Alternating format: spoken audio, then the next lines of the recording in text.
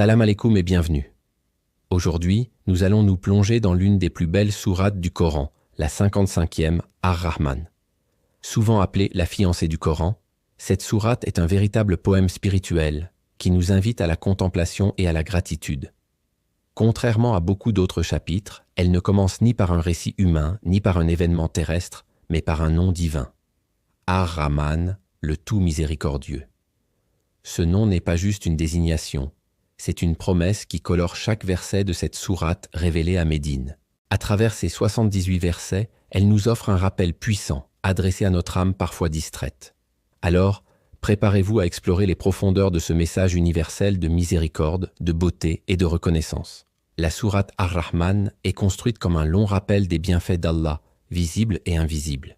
Elle énumère les cadeaux que Dieu a déposés dans notre monde. La création de l'être humain, la capacité de s'exprimer, la connaissance, l'ordre parfait du cosmos avec le soleil et la lune qui suivent des trajectoires calculées.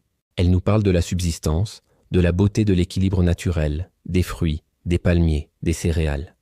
Mais son message va bien au-delà de ce monde. Elle nous ouvre une fenêtre sur l'au-delà, la demeure ultime où des faveurs infiniment plus grandes attendent ceux qui ont cru. C'est un chant de gratitude, mais aussi un avertissement solennel. Entre les descriptions paradisiaques, la sourate insère des images puissantes du jour du jugement, nous rappelant que notre vie a un but et une finalité. L'une des caractéristiques les plus frappantes de cette sourate est son refrain, répété 31 fois. « Lequel donc des bienfaits de votre Seigneur nierez-vous » Cette question n'est pas une accusation, c'est une invitation douce mais insistante à faire une pause, à réfléchir, à contempler et à reconnaître. Imaginez une vague qui revient frapper le rivage de votre cœur, polissant votre conscience à chaque passage. L'imam Sadiq nous enseigne que lorsque nous entendons ce verset, la réponse humble et appropriée est « Seigneur, je ne nie aucun de tes bienfaits ». Ce refrain rythme la sourate et transforme sa lecture en une méditation active, nous forçant à confronter notre propre tendance à l'oubli et à l'ingratitude. Chaque répétition est une nouvelle opportunité de dire merci, de reconnaître la main du Créateur dans les moindres détails de notre existence. Un autre aspect fascinant de la sourate Ar-Rahman est son public.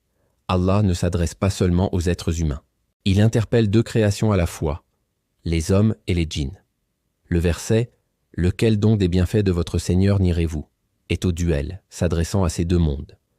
Les hommes et les djinns sont tous deux doués de conscience, de libre arbitre et donc de la capacité de choisir entre la foi et le reniement, l'obéissance et la désobéissance.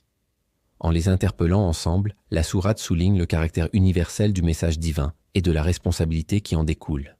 Que nous soyons visibles ou invisibles, faits d'argile ou de feu, nous sommes tous redevables envers notre Créateur. Cette dimension cosmique donne au rappel une portée immense, bien au-delà de notre seule perspective humaine. Cette structure unique a profondément marqué de nombreux penseurs.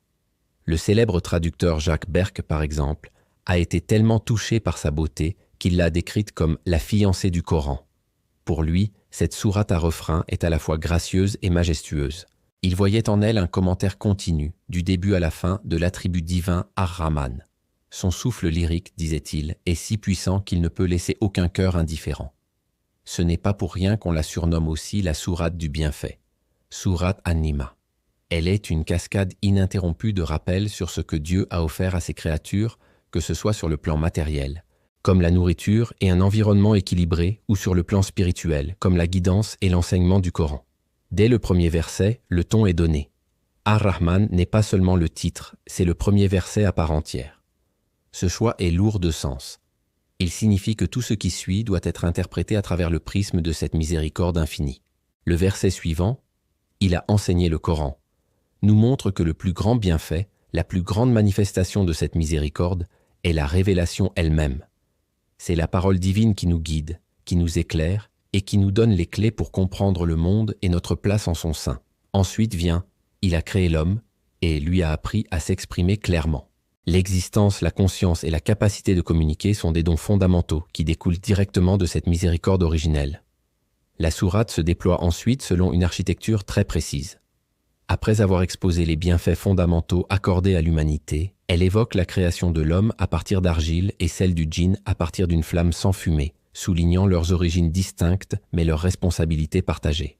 Puis, notre regard est invité à s'élever. La sourate nous parle des deux levants et des deux couchants du point de rencontre des deux mers qui ne se mélangent pas des perles et du corail, qui en sont extraits des navires qui voguent majestueusement sur les flots. Tous ces signes, dispersés sur la terre et dans le ciel, sont des preuves silencieuses de l'ordre, de la puissance et de la sagesse d'Allah. Chaque phénomène naturel devient un verset à déchiffrer, un miroir de la magnificence du Créateur. Après avoir contemplé les signes dans ce monde, la sourate nous transporte dans l'au-delà, en nous offrant une description détaillée des récompenses promises aux croyants. Elle ne parle pas d'un seul paradis, mais de plusieurs jardins.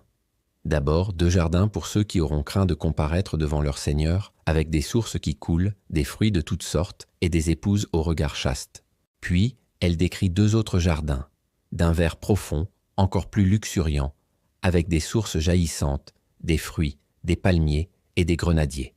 Ces descriptions ne sont pas seulement là pour nous faire rêver, elles sont là pour nous motiver, pour nous montrer que nos efforts dans cette vie ne sont pas vains et que la miséricorde d'Allah se manifestera de la plus belle des manières dans l'éternité.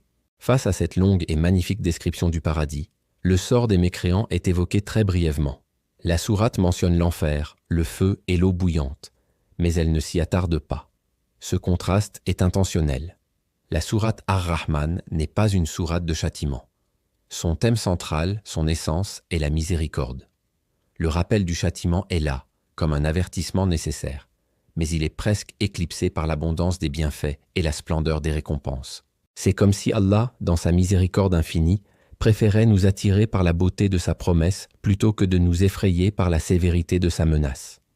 Le discours est dominé par l'amour, l'espoir et la générosité divine.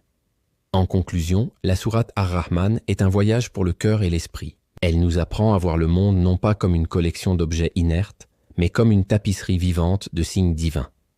Elle nous rappelle que chaque souffle, chaque battement de cœur, chaque lever de soleil est un don qui mérite notre gratitude. Son refrain, « Lequel don des bienfaits de votre Seigneur nierez-vous » est un appel constant à l'éveil spirituel.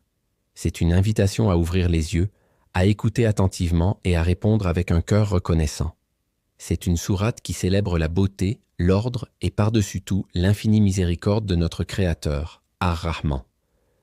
Alors, prenons le temps de la lire, de la méditer et de laisser son message transformer notre regard sur le monde et sur nous-mêmes. Merci de m'avoir écouté. J'espère que cette analyse vous a été bénéfique. N'hésitez pas à partager vos propres réflexions sur cette magnifique sourate dans les commentaires. Abonnez-vous pour ne pas manquer nos prochaines explorations du Coran. Que la paix soit sur vous.